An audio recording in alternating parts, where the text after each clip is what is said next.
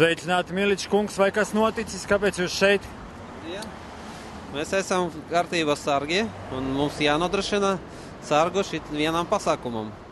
Mēs darbojamies sakarā ar uzstāvu šito dokumentu.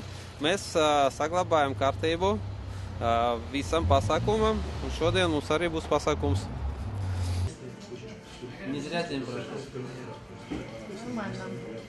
Vai tu esi mafiožņiks, vai tu esi sarkanās kārtas ir labie iedzīvotāji. Melnās ir mafija. Lai mafija ir vieglāk galā. Un boss ir boss.